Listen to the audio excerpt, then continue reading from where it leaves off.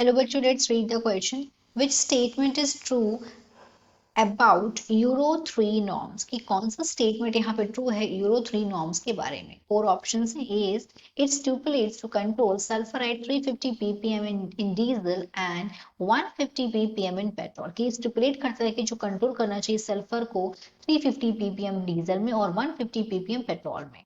B is it stipulates to reduce sulfur level to 20 ppm in petrol and diesel. तो reduce करना चाहिए sulphur level को 20 ppm petrol में और diesel में.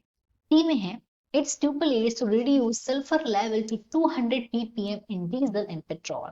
ये जो स्टिपुलेट करता है कि रिड्यूस करना चाहिए सल्फर लेवल को 200 ppm डीजल में और पेट्रोल में.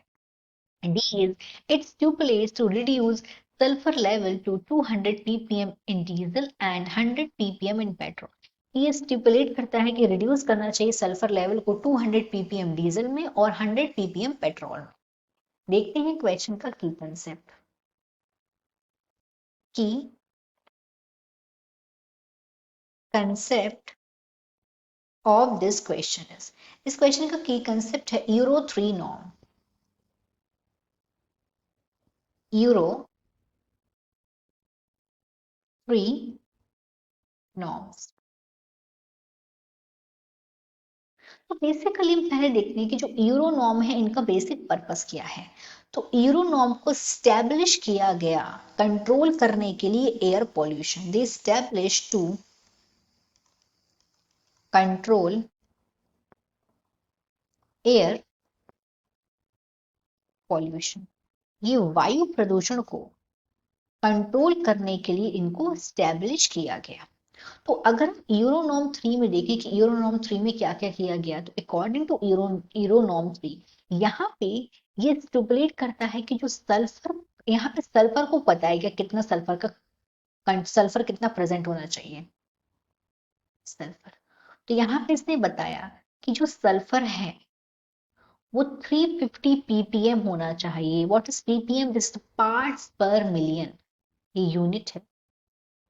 तो जो ppm है वो 350 ppm जो सल्फर है वो कितना ppm होना चाहिए? 350 ppm होना चाहिए डीजल में अकॉर्डिंग टू यूरो 3 नॉर्म. और अगर वही हम बात करें पेट्रोल में कितना होना चाहिए, तो पेट्रोल में होना चाहिए 150 पार्ट्स पर मिलियन. 150 ppm होना चाहिए ये पेट्रोल में.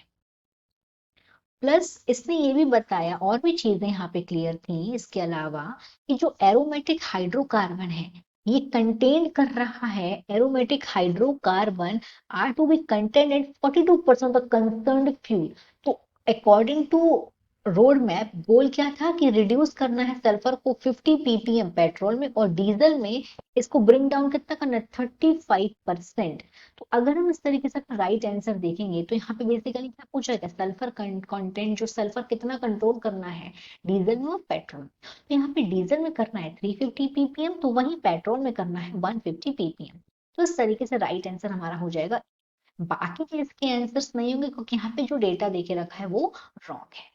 So the final answer of this question is A. It stipulates to controls for at 350 ppm in diesel and 150 ppm in petrol. Hope you understood it well. Best of luck.